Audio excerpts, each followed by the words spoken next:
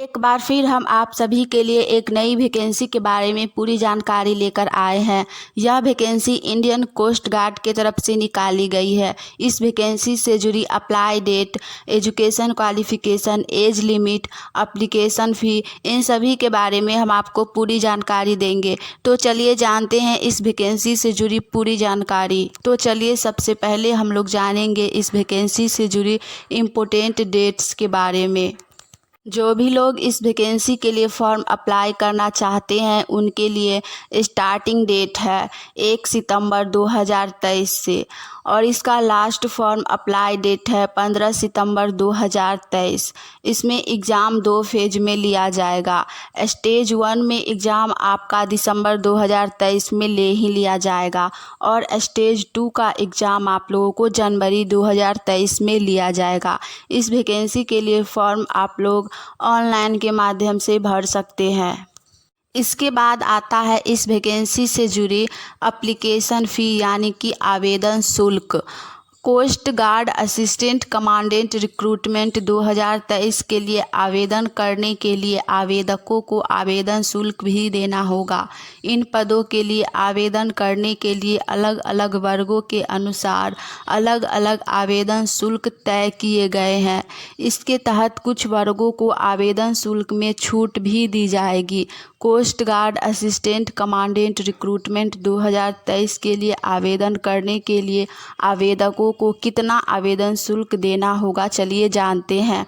तो सबसे पहला कैटेगरी है जनरल, ओबीसी और ईडब्ल्यूएस। इन सभी कैटेगरी में आने वाले कैंडिडेट को फॉर्म अप्लाई करते वक्त एप्लीकेशन फ़ी 250 रुपया पेमेंट करना होगा।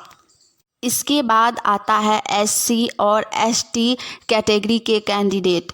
एससी और एसटी कैटेगरी के कैंडिडेट के लिए आवेदन शुल्क नहीं रखा गया है, यानी कि एससी और एसटी के जो भी कैंडिडेट है फॉर्म अप्लाई करेंगे तो उन्हें एप्लीकेशन फ़ी पेमेंट नहीं करना होगा।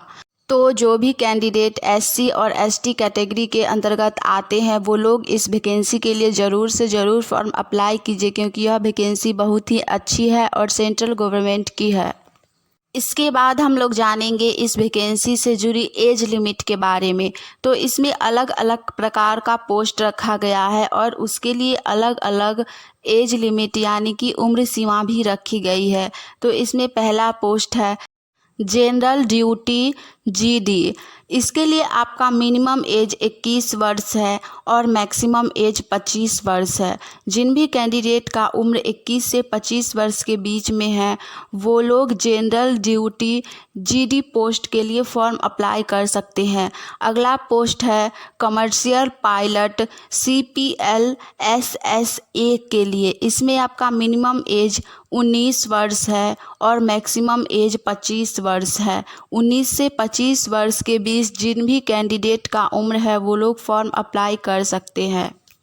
नेक्स्ट पोस्ट है टेक्निकल मैकेनिकल। इसके लिए आपका मिनिमम एज 21 वर्ष है और मैक्सिमम एज 25 वर्ष है। उसके बाद पोस्ट है टेक्निकल इलेक्ट्रिकल यानी कि इलेक्ट्रॉनिक्स के लिए। इनमें आपका मिनिमम एज 21 वर्ष है और मैक्सिमम एज 25 वर्ष है। इसके बाद हम जानेंगे इस वैकेंसी से जुड़ी पोस्ट डिटेल्स के बारे में। तो इसमें आपका टोटल पोस्ट 46 दिया गया है, जिसमें अलग अलग प्रकार का बहुत सारा पोस्ट है। सबसे पहला पोस्ट है जनरल ड्यूटी जीडी के लिए। इसमें सिर्फ मेल कैंडिडेट ही फॉर्म अप्लाई कर सकते हैं। उसके बाद पोस्ट है कमर्शियल पायलट CPL SSA के लिए। इसमें मेल और फीमेल दोनों लोग फॉर्म अप्लाई कर सकते हैं। नेक्स्ट पोस्ट है टेक्निकल मैकेनिकल के लिए। इसके लिए भी सिर्फ मेल कैंडिडेट ही फॉर्म अप्लाई कर सकते हैं।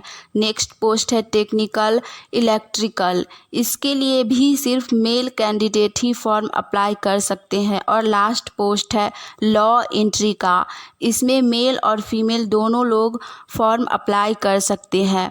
आप लोग फॉर्म अप्लाई करते वक्त ध्यानपूर्वक यह ज़रूर देखिएगा कि किस पोस्ट के लिए मेल कैंडिडेट फॉर्म अप्लाई कर सकते हैं और किसके लिए फीमेल, नहीं तो आपसे मिस्टेक हो जाएगा और आप फीमेल है तो मेल वाला कैंडिडेट के लिए फॉर्म अप्लाई कर लीजिएगा और मेल है तो फीमेल वाले के लिए फॉर्म अप्लाई कर लीजिएगा।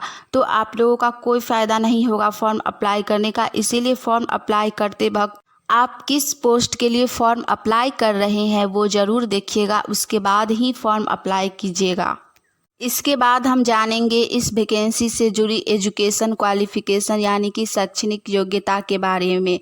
इसके तहत भर्ती अलग अलग प्रकार के पदों के लिए निकाली गई है, इसीलिए इन पदों के लिए शैक्षणिक योग्यता भी अलग अलग रखी गई है। इसके तहत पदों के लिए क्या शैक्षणिक योग्यता रखी गई है इसके बारे में चलिए जानते हैं। तो सबसे पहला पोस्ट है जनरल ड्यूटी जीडी का। इसके लिए आपका बैचलर डिग्री यानी कि ग्रेजुएशन होना चाहिए, जिसमें आपका 60% मार्क्स पूरे सेमेस्टर में होना चाहिए, यानी कि पार्ट 1, पार्ट 2 और पार्ट 3 सभी में आपका 60% मार्क्स होना चाहिए, तो ही आप इस पोस्ट के लिए फॉर्म अप्लाई कर पाइएगा। नेक्स्ट पोस्ट है कमर्शियल पायलट CPLSSA। इसके लिए आपका 10+2 यानी कि इंटरमीडिएट पास होना है और उसमें आपका 60% मार्क्स होना चाहिए। साथ ही आपका वैलिड कमर्शियल पायलट लाइसेंस भी होना चाहिए, DGCA का लाइसेंस होना चाहिए, तो ही आप इस पोस्ट के लिए फॉर्म अप्लाई कर पाएंगे। नेक्स्ट पोस्ट है टेक्निकल मैकेनिकल का। इसके लिए आपका बीटेक इंजीनियरिंग डिग्री होना चाहिए, नवल आर्किटेक्ट या मैकेनिकल या फिर मरीन या फिर ऑटोमोटिव, इन सभी से होना चाहिए, तो ही आप इस पोस्ट के लिए फॉर्म अप्लाई कर पाइएगा। नेक्स्ट पोस्ट है टेक्निकल इलेक्ट्रिकल इलेक्ट्रॉनिक्स। इसके लिए आपका इंजीनियरिंग डिग्री होना चाहिए, साथ में इलेक्ट्रिकल या इलेक्ट्रॉनिक्स, टेलीकम्युनिकेशन, इंस्ट्रूमेंटल या इंस्ट्रूमेंटल कंट्रोलर और इलेक्ट्रॉनिक एंड कम्युनिकेशन और पावर इंजीनियरिंग में 60% मार्क्स होना चाहिए, तो आप इस पोस्ट के लिए फॉर्म अप्लाई कर पाएंगे। लास्ट पोस्ट है लॉ एंट्री। इसके लिए आपका bachelor degree in law with 60% marks होना चाहिए, यानी कि आपका ग्रेजुएशन लॉ से होना चाहिए और उसमें आपका 60% मार्क्स होना चाहिए, तो ही आप लॉ एंट्री पोस्ट के लिए फॉर्म अप्लाई कर पाएंगे। हमने आपको इस वैकेंसी से जुड़ी पूरी जानकारी विस्तार में दे दी है। अगर आपको यह जानकारी अच्छी लगी हो तो वीडियो को लाइक कीजिएगा और आने वाली ऑनलाइन ऑफलाइन सभी प्रकार की वैकेंसी की जानकारी सबसे पहले आप चाहते हैं तो हमारे चैनल को सब्सक्राइब करके नोटिफिकेशन ऑन कर लीजिए, जिससे हम कभी भी नई वैकेंसी की जानकारी लेकर आए तो वो सबसे पहले आप तक पहुँचे। हम नई वैकेंसी की जानकारी लेकर आते हैं लेकिन आप लोग चैनल को सब्सक्राइब नहीं करते हैं, जिससे आप तक नहीं पहुंच पाता है वीडियो और आप लोगों से फॉर्म अप्लाई छूट जाता है। इसीलिए चैनल को सब्सक्राइब करके नोटिफिकेशन ऑन कर लीजिए। मिलते हैं हम आप सभी से फिर से एक नई वैकेंसी की जानकारी के साथ। आज के लिए इतना ही। जय हिंद।